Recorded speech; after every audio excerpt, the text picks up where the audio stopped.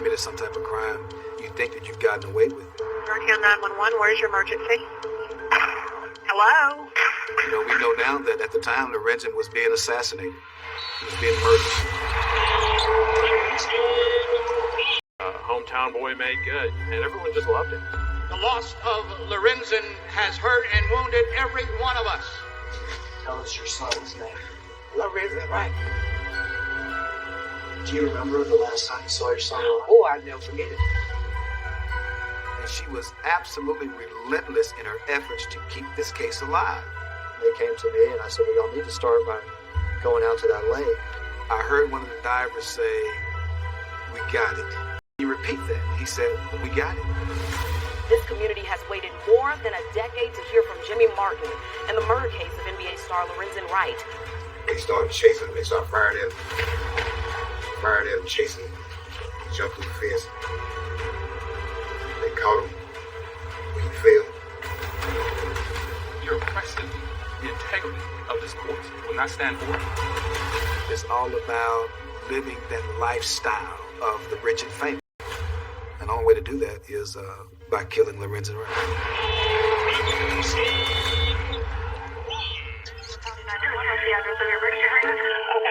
Your wife is in a bar. You said she was under Santa. This is what he's going to tell you. You know how to get out of that situation. And I grabbed the gun. Trying to find the first place to put a body. No, sir. The only thing they could do was kill him. You want to say anything? We, the jury, and find the defendant.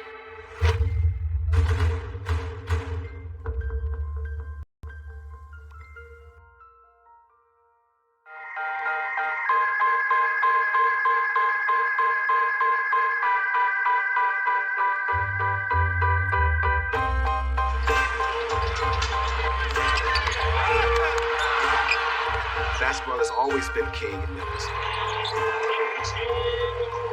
One person made it special, Lorenzen Wright. He gave back to the city, to this community, to the young people especially. He was just a beloved young man. Hometown boy made good, and everyone just loved him. July the 19th of 2010, Lorenzen Wright went missing. And for several days, no one could find him. No one could locate him. The former Tiger and Grizzly was last seen July 18th and was reported missing to police about a week ago. He was reported missing by his mother, which not reported missing. I feel like he's in danger. You all need to check on him. I told his mother the same thing. So, some 7 or 8 days into looking for Lorenzen Wright, it was discovered that his cell phone had made a 911 call that night. Georgetown 911, where's your emergency? They heard what we now know to be Lorenzen Wright screaming and 11 gunshots. Hello? Hello? Hello? Don't look, I'm nothing but gunshot. You know, we know now that at the time Lorenzen was being assassinated. He was being murdered. And for whatever reason, you know, nothing was done. There was no investigation by the Germantown Police Department. Once that call was discovered, officers tracked that cell phone to the field where he was found. Lorenzen Wright's blood-riddled and badly decomposed body was found 10 days after he was murdered in a field southeast of Memphis. The discovery was made Wednesday afternoon and news spread fast as hundreds showed up, including former teammates and former Memphis Tigers, just to see for themselves. Wright's mother and family arrived to the scene, possibly to make a positive ID on Lorenzen. Please, somebody give us some answers, because all we have is questions. The first 48 hours an important time in a homicide, and here the body's not found for some 10 days afterwards. So there's not much crime scene evidence to go on. There's a long barbed wire fence kind of in a rural side road. You can see that some of it had been clipped. They found some shell casings out there. You don't know what's been tampered with. You don't know what's been moved. At the time that they found his body, he was still wearing, you know, pretty expensive jewelry. So then it becomes, well, so this is not a robbery, then exactly what is it? The funeral service for Lorenzen Wright was broadcast live across Memphis. His grieving ex-wife Shara seen touching his coffin. The loss of Lorenzen has hurt and wounded every one of us. It stings because it was so unnecessary. It hurts because the cry of help went unnoticed and unattended. It cuts deeply into the very fiber and fills us with a deepening sense of loss. As the city mourned the death of Lorenzen Wright, speculation was rampant about who killed him. There were a couple of different theories out there. Lorenzen had somehow gotten involved with the Mexican cartel, and then there was some drug debt that was owed. Ex-wife was responsible. Shara told a newspaper reporter she was outraged to be considered a suspect. I'm a mother, I'm a wife, I'm an author, and the police should find his killer. For my name to be even in the same sentence or something like that, I'm a minister of the Lord, and I've never been in any type of trouble or anything. They interviewed Shara Wright numerous times. They tried to track down sort of other suspects and other leads and tips they were getting, but the investigation quickly stalled.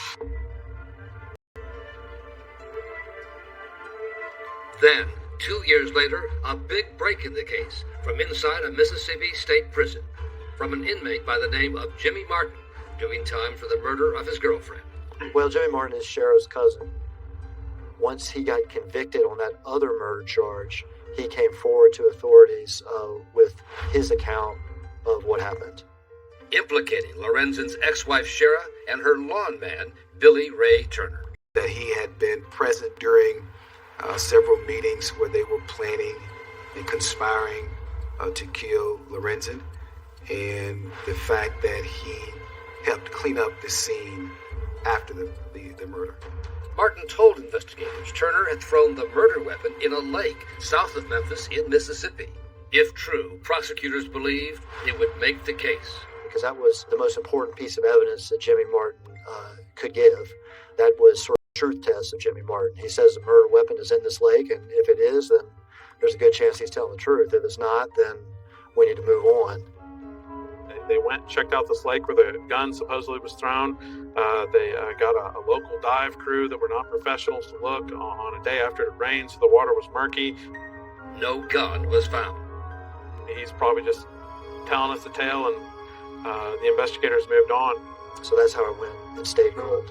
For 4 more years.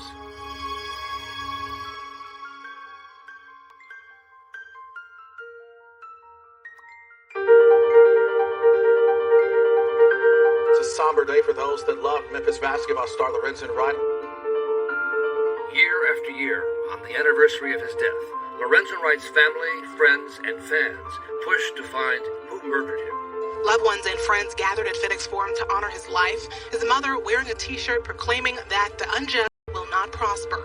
And she was absolutely relentless in her efforts to keep this case alive and not having it go in the way of your traditional cold cases. Every year she would go to his gravesite on his birthday. His death date every year, I'm going to keep his name. His name ain't going to never die as long as I'm living. I'm sure she ruffled some feathers. She made some people within the Memphis Police Department probably uncomfortable. There were probably some people that didn't want to see her coming. And they're like, oh man, here we go. And she would not allow it to die.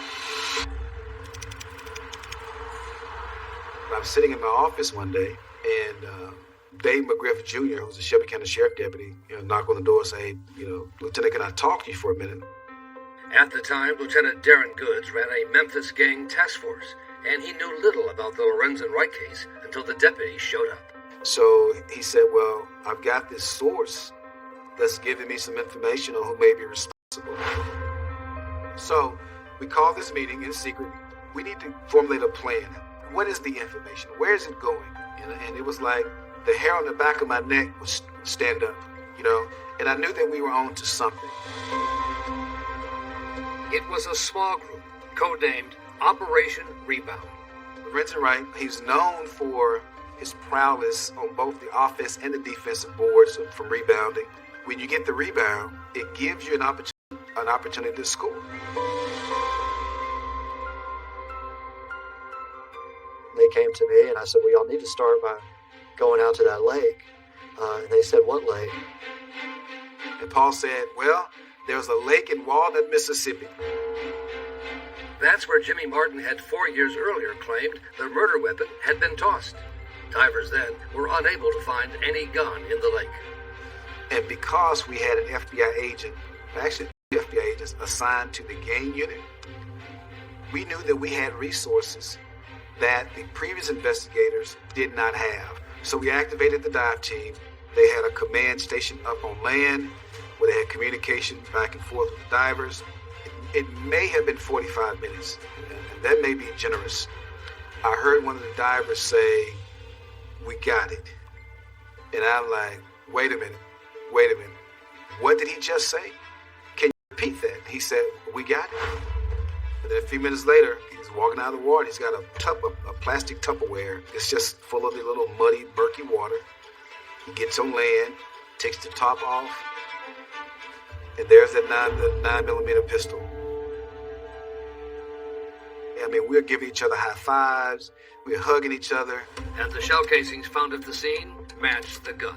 So at that point, now we're in business. We know we have the right gun. We know at least one thing Jimmy Martin has told us is absolutely true.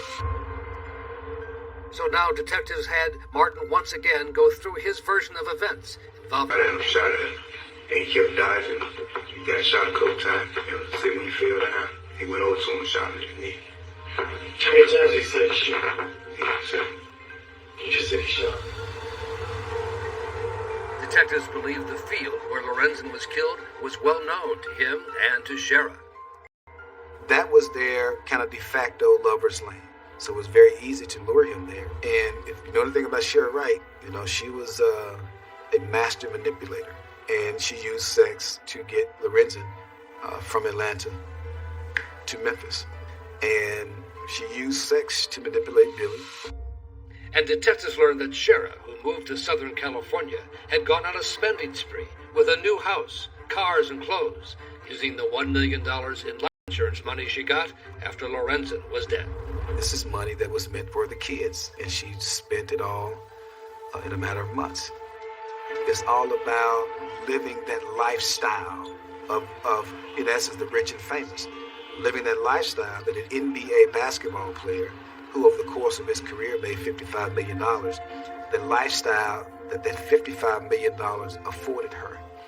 And once Lorenzen's career was over, how else does she continue that lifestyle? And the only way to do that is by killing Lorenzen. At police headquarters, Operation Rebound detectives kept the discovery of the gun a secret. Here's a big piece of evidence that the responsible parties are going to be very interested in how we got it. They're going to be very concerned about its existence. They're going to either want to or need to communicate with each other. We eventually got a wiretap on Shara Wright's phone, Billy Turner's phone, and so then once we were intercepting phone calls, they released to the media that we had found murder weapons. Breaking news, 7 years after a Memphis basketball star was killed, there's a major break in the case. Police say they have recovered the gun used to kill Lorenzen Wright from a lake in Mississippi. And just as we suspected, it started generating phone calls. Shara started calling, and she jumped on the first flight back to Memphis. An Operation Rebound surveillance team was at the airport, waiting for her arrival.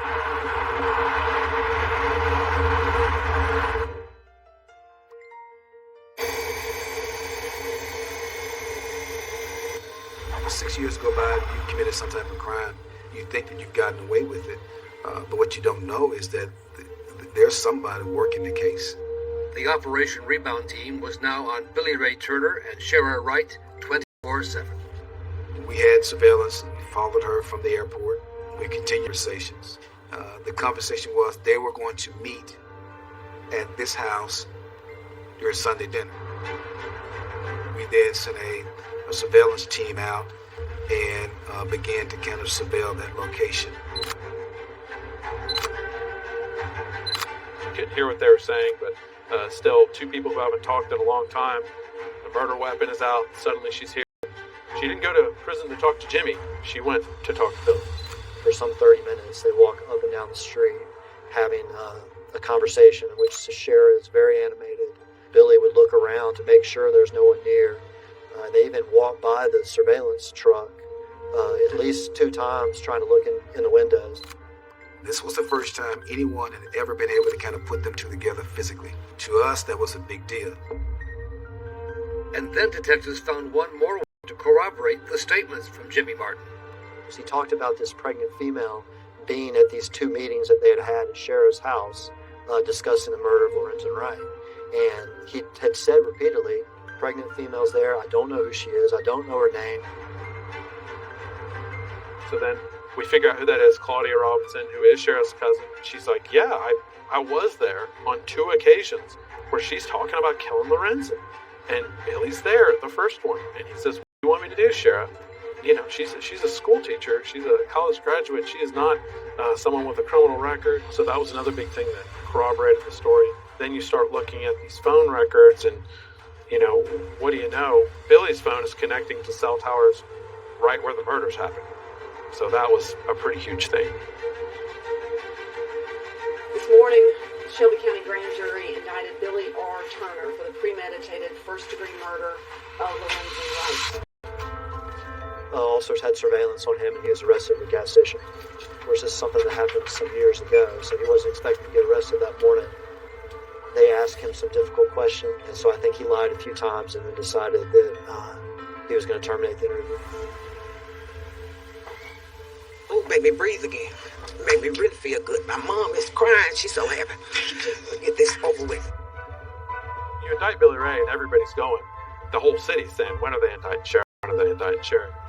Detectives had decided to let Sharon leave town and return to her home in Riverside, California.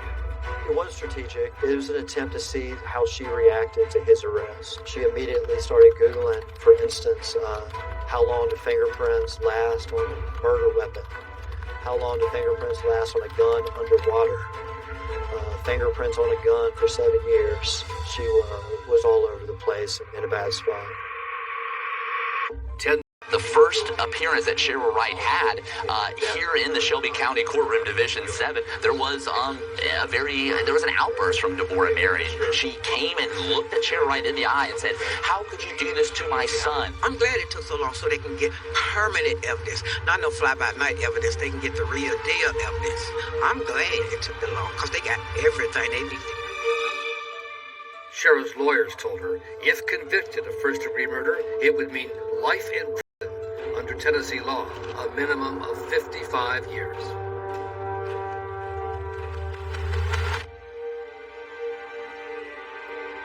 Is Shara Wright to the courtroom, please? In a stunning twist and unscheduled appearance, Shara Wright walked into the Shelby County courtroom this morning. She agreed to a plea deal in the murder case of her ex-husband, Memphis basketball star Lorenzen Wright.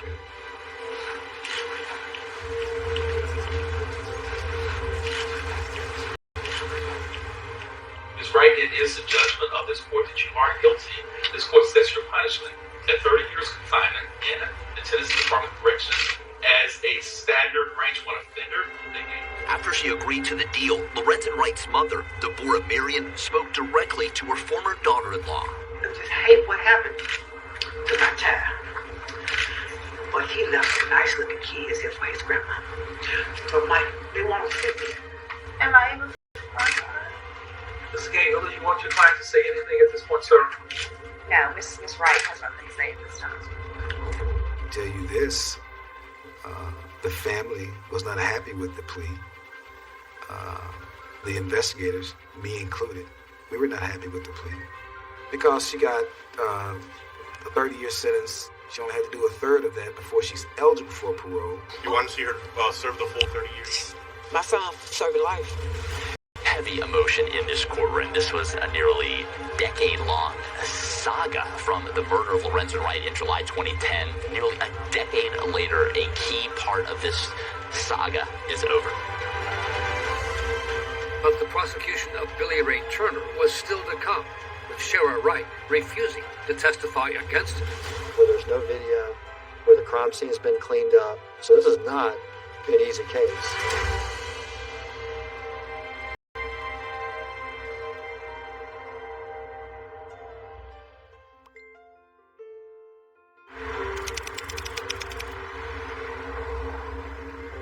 decade after the murder of famed NBA player Lorenzen Wright, opening statements are presented in the trial of his accused murderer. For the record, the state of Tennessee versus Billy Turner.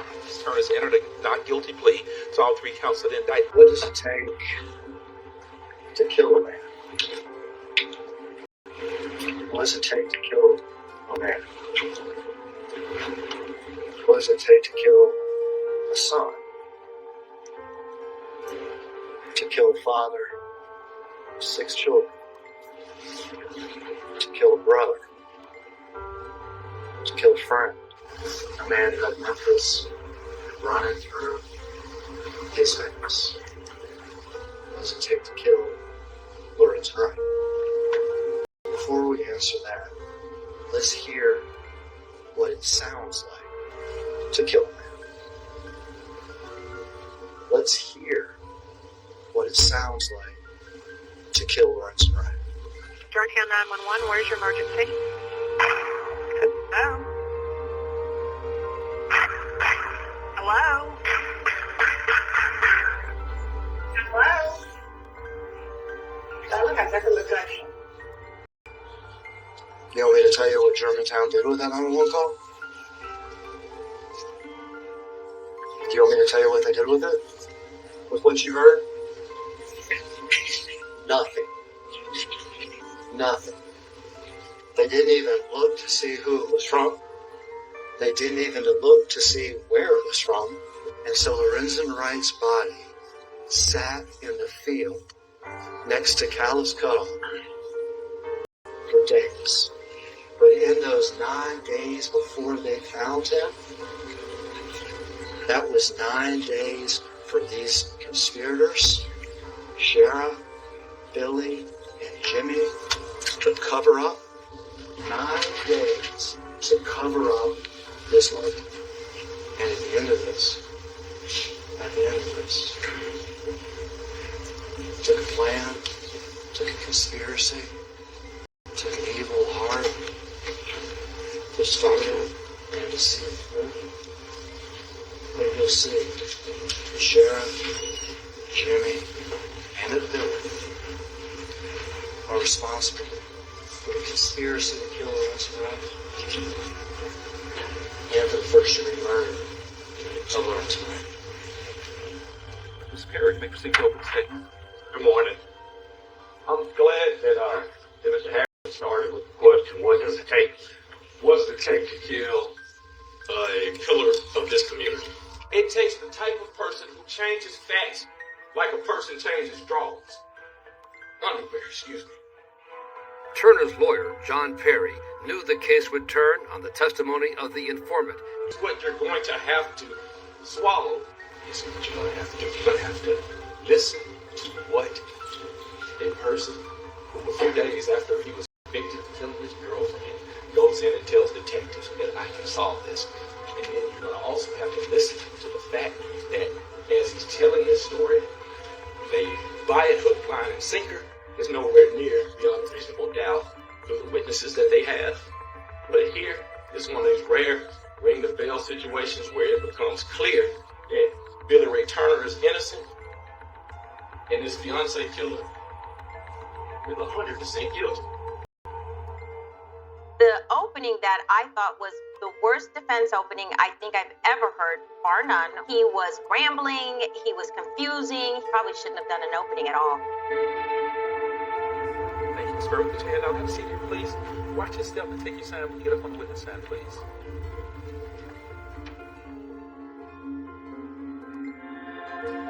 Tell us your name. Deborah Marion. What's your son's name? Lorenzen Wright.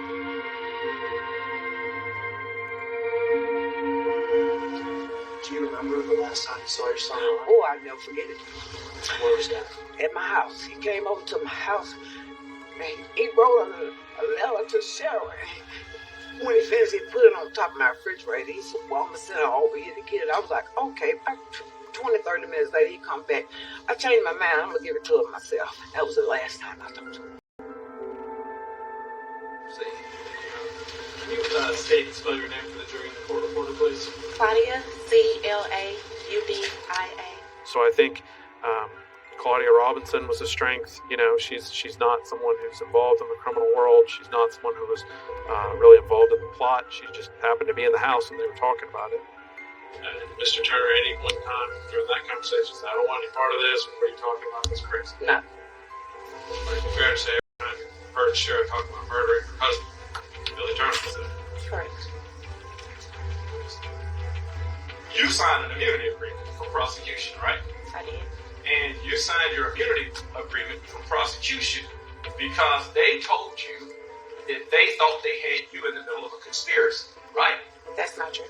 That's not true. So you just signed an immunity agreement for the hell of it. I did not. I signed for my protection because, of course, I was at a house where a conversation was made, so that I had nothing to do with it. You never described this conversation regarding a murder plot to the police from the time that he was killed until the time in 2017 that some stranger walked up and talked to you.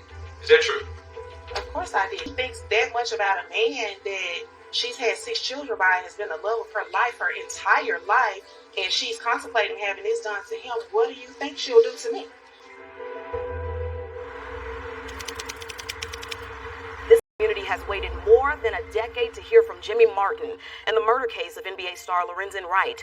Martin testified in court today as the state's key witness. For the record, Ms. Martin, if you state and spell your name for the jury and the court reporter in the record, please, sir. Jimmy Martin. Jimmie. Here, Jimmy's credibility matters a lot. The corroborating proof is powerful, but still at the end of the day, Jimmy Martin is a big part of this case, so I thought it was going to be difficult for the jury. What did you say to her when this subject matter came up? It's not the business you want to be in. But at the time, this happened in May of 2010. Do you have criminal charges against you? Correct. And would it be fair to say, not saying you did it or you did, fair to say violent criminal charges? Correct. Obviously, having your star witness be a convicted murderer who was also involved in the plot is a I don't want to say it's a problem, but it's something you got to overcome, because the jury just hearing that out of the gate is going to, why should we believe this guy? All right, so that's not the business you want to be in. What happens after you tell her that? After that, they get into a brainstorming session on, well, if we do this, how best to do it. Is there anybody else at the house? I would say it was me, Billy, Shara, and a pregnant lady. And you described it as what, brainstorming? Like brainstorming, they were coming up with ways of how to best, perform the act. Okay, and what act are we talking about? The murder of the man. All right. Okay, so her and Lorenzen met up with Billy on this road. That's when I guess they ambushed him. You say you guess. Why do you say you guess? Because I wasn't there. Did she tell you what happened once they met up with him? They started chasing him. They started firing, chasing him. He jumped through the fence. He was jumping like a deer. They caught him when he fell. Did she say whether or not she had a gun? Yes, sir. Did she say whether or not Billy had a gun? Yes, sir. She said both of them had a gun. Did she say whether or not both of them fired? She said both of them fired. Later on, Billy came and got me to get rid of some of the guns. They will get rid of the guns. What happened when she stopped at the lake? Billy got the pistols out the trunk, found off the Syrian on him, and threw it into the lake. And where were you when this was happening? I was right there. Star Lorenzen Wright in 2010. It was having that inside voice, the inside story about what happened that was obviously a powerful part of the trial. The defense case would depend entirely on the next day's cross-examination of Jimmy Martin.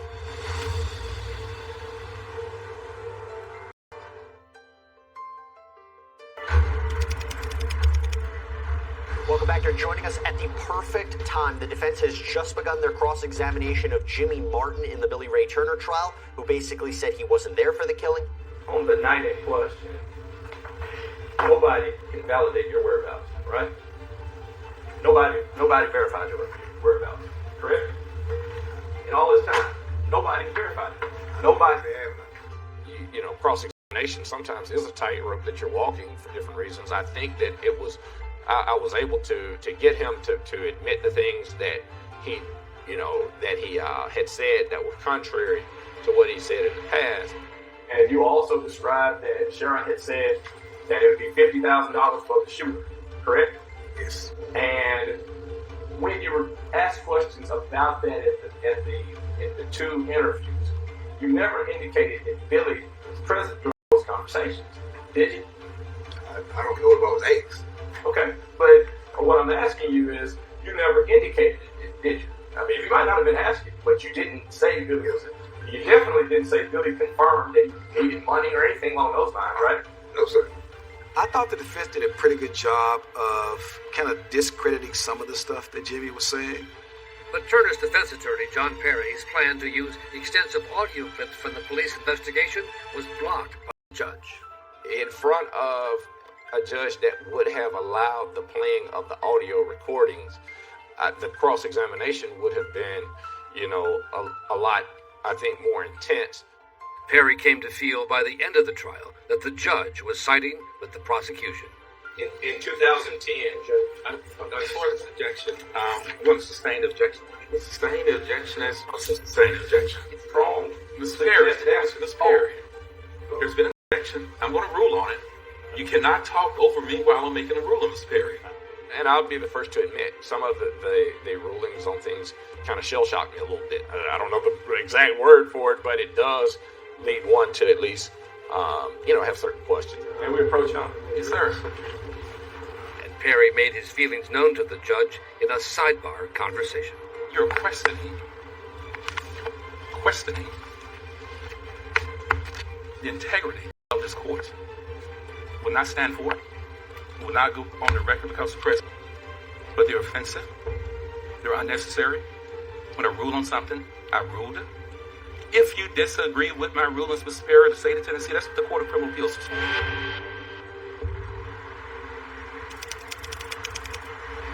If you will please state your name for the record and spell it for the court reporter, please, sir. Billy Turner. Mr. Perry and Mr. Thomas are going to ask you some questions about whether or not you choose to testify as a witness in the case. You understand that, sir? Yes, sir.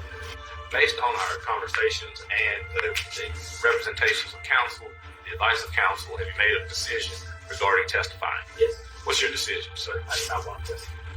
If you're ready to go forward with the case? Yes, sir.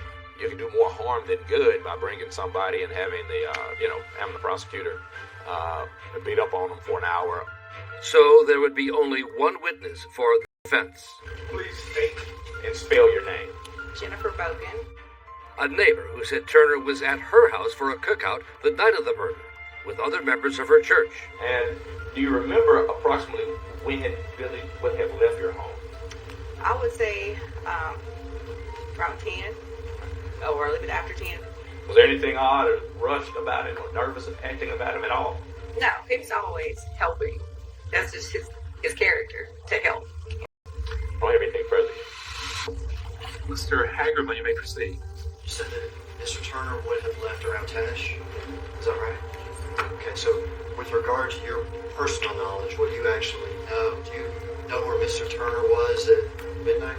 I do not. Any idea where he was 12 minutes after midnight? I do not. It was 13 minutes after midnight when the 911 call came in from Lorenzen Wright's phone.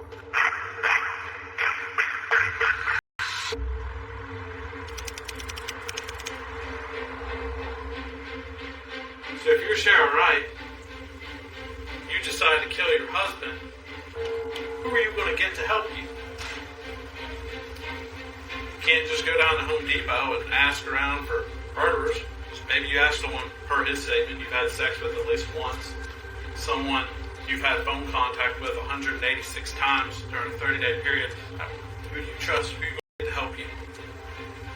Your friend, maybe lover. Billy Turner. You said, what do you need me to do? Billy Turner. Who's the person who murdered Lorenzen Wright, pulled that trigger while Jimmy's in Batesville? Billy Turner.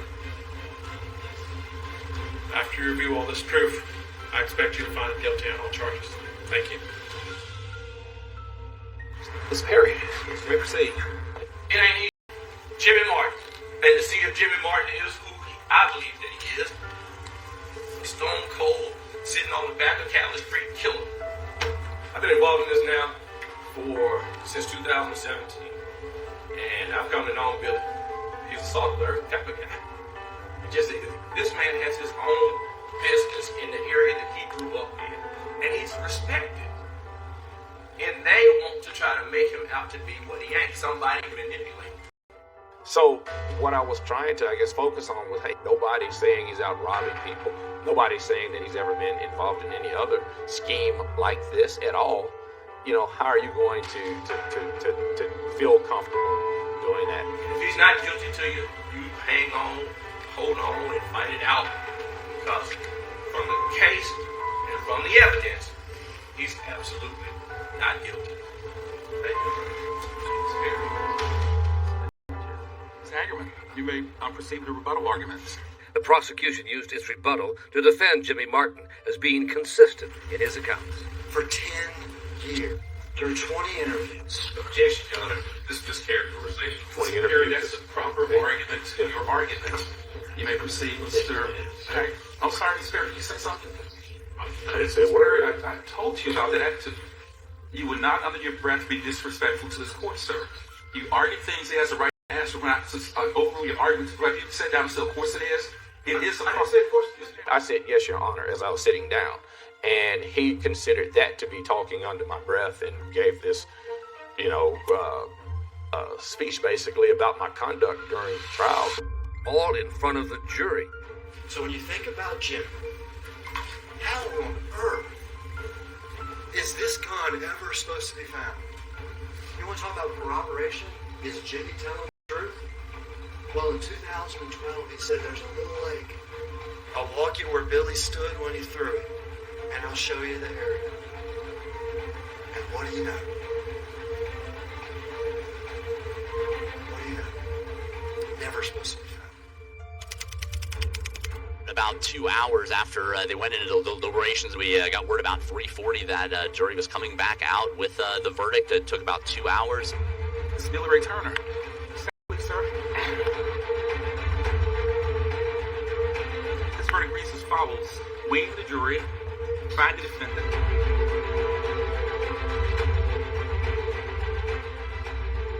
Guilty of first-degree murder as charged in count 1 of the indictment.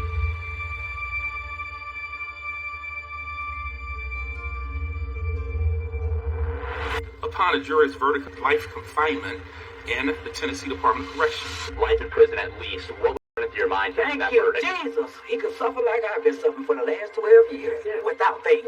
I got retired. If you could talk to Billy Turner, what would you tell him? You fool. How you let a woman miss your life? She tricked you like she was gonna marry you and y'all were gonna live on that $1 million. She married 2 other guys and you wasn't either one of them. You fool. You should have paid it out first. Darling.